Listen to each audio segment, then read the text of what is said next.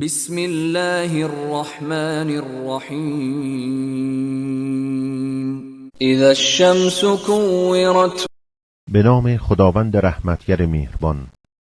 آنگاه که خورشید به هم در پیچد.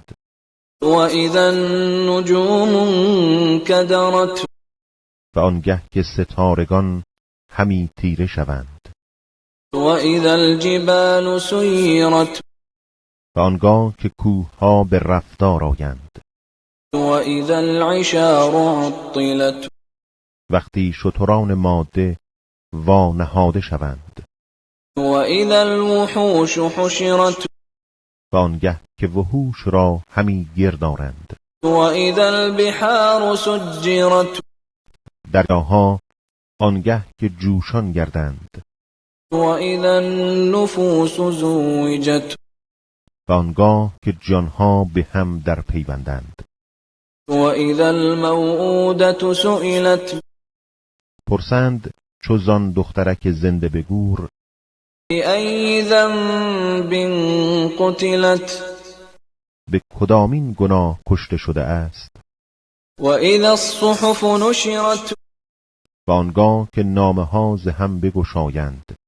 و اذا السماء کشطت. و آنگاه که آسمان ز جا کنده شود. و اذا الجحیم سعرت. و آنگه که جهیم را برافروزانند. و اذا الجنة ازلفت. و آنگه که بهشت را فرا پیش آرند. علمت نفس ما احضرت. هر نفس بداند چه فراهم دیده. فلا اقسم بالخنس. نه سوگند به اختران گردان. الجوار الکنس. کز دیده نهان شوند و از نو آیند. واللیل اذا عسعس. سوگند به شب چو پشت گرداند. والصبح اذا تنفس. سوگند به صبح چون دمیدن گیرد. انه لقول رسول کریم. که قرآن سخن فرشته بزرگواری است. ذی قوة عند ذی العرش مکین. نیرومند که پیش خداوند عرش بلند پایگاه است. مطاع ثم امین. در آنجا هم مطاع و هم امین است. و ما صاحبكم بمجنون. و رفیق شما مجنون نیست. ولقد رآه بالافق المبین. و قطعا آن فرشته وحی را در افق رخشان دیده. و ما هو علی الغیب بضنین. و او در امر غیب بخیل نیست. و ما هو بقول شیطان رجیم.